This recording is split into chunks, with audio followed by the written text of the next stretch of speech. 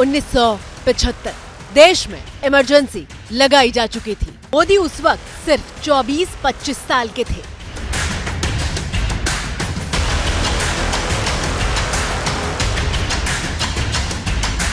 लेकिन उनका हुलिया ऐसा होता था कि परिवार वाले भी सामने से देखकर ये पहचान नहीं पाते थे कि उनके साथ नरेंद्र मोदी मौजूद है। मोदी बाइक चलाना जानते थे और सरदार जी के वेश में मोदी पुलिस वालों को आसानी से चकमा देते हुए उन जिम्मेदारियों को निभा रहे थे जब तमाम बड़े नेता गिरफ्तार किए जा चुके थे।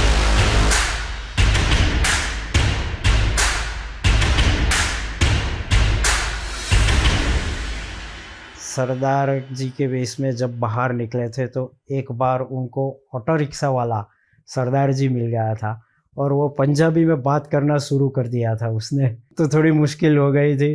बाद में उन्होंने कह दिया कि भाई मैं बचपन से गुजरात में रहता हूँ तो मेरी पंजाबी इतनी अच्छी नहीं है, ये कह के बात को निपटा लिया था। ये वो वक्त था जब अटल बिहारी वाजपेयी और लाल कृष्ण आडवाणी सरीखे विपक्ष के तमाम नेताओं को जेल के पीछे डाल दिया गया था। ढूंढ ढूंढ कर नेताओं को गिरफ्तार किया जा रहा था। तब नरेंद्र मोदी ने वेश बदल लिया था और वो सिख बन गए थे।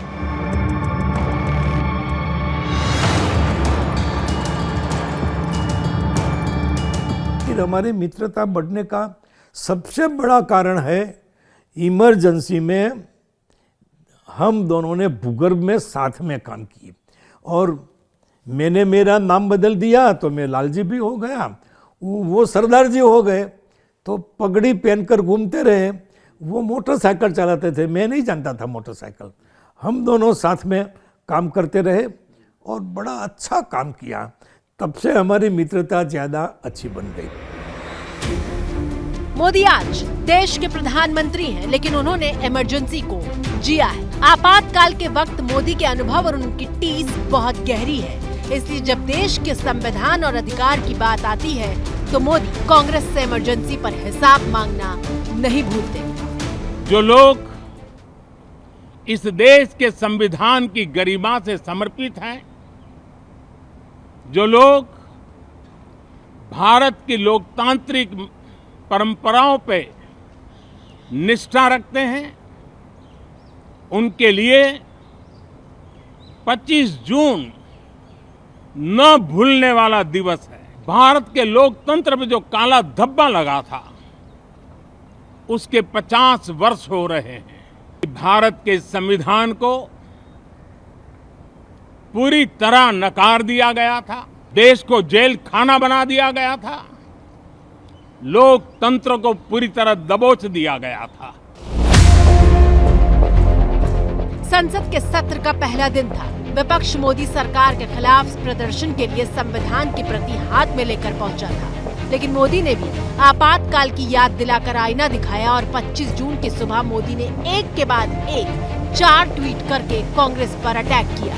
मोदी ने लिखा, जिस मानसिकता के कारण आपातकाल लगाया गया वो उस पार्टी में बहुत ज्यादा जीवित है जिसने इसे लगाया था। वो अपने दिखावे के जरिए संविधान के प्रति अपने तिरस्कार को छिपाते हैं, लेकिन भारत के लोगों ने उनकी हरकतों को समझ लिया है और इसलिए उन्हें बार बार नकार दिया है। 25 जून की वो रात देश की आत्मा को कुचल दिया गया था, देश के मीडिया को दबोच दिया गया था,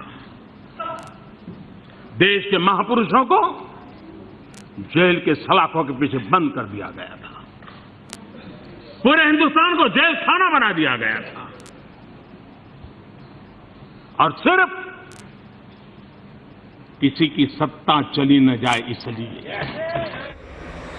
ऐसा कोई साल नहीं जब इमरजेंसी की बरसी पर पीएम मोदी लोकतंत्र के साथ हुए अन्याय को याद नहीं करते।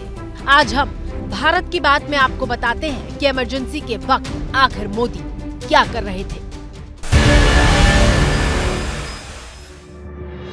जब कर्तव्य ने पुकारा तो कदम कदम बढ़ गए, जब गूंज उठा नारा भारत मां की जय, तब जीवन का मोह छोड़ प्राण पुष्प चढ़ गए, कदम कदम बढ़ गए। सारा देश बोल उठा जय प्रकाश जिंदाबाद, तो दहल उठे तानाशाह, भ्रकुटियां तन गई, लाठियां बरस पड़ी सीनों पर, माथे पर।